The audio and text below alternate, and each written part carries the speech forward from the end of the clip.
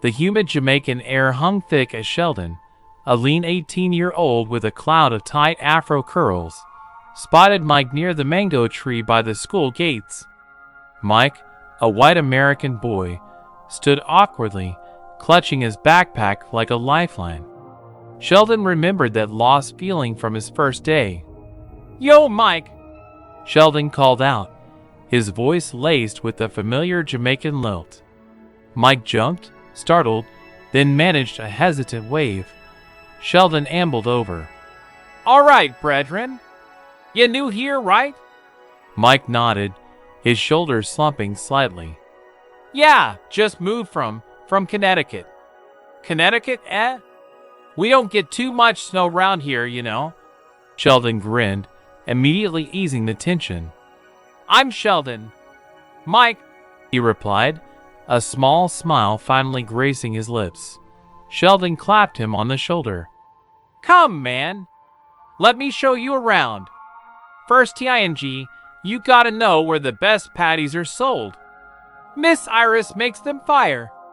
He led Mike through the bustling courtyard, introducing him to classmates with a boisterous, "This is Mike, him just reached from foreign." He explained the rules of the midday domino games, the best place to get a cool jelly coconut, and warned him about Mr. Thompson's pop quizzes.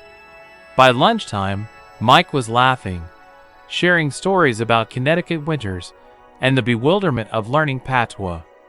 He even managed a passable, if heavily accented, "Wagwan." Later, as the bell rang, signaling the end of the day, Mike turned to Sheldon. "Thanks, man. Seriously, I was really nervous." Sheldon shrugged.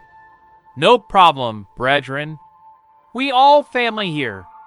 Just remember," he winked, "mango season coming soon. And you owing me a patty from Miss Iris." Mike grinned, the Jamaican sun reflecting in his eyes. He was still a long way from home, but here, in this vibrant corner of the world, he was starting to feel like he belonged. He realized that Sheldon, with his easy smile and genuine warmth, had offered him something more than just a tour of the school. He had offered him a place to belong.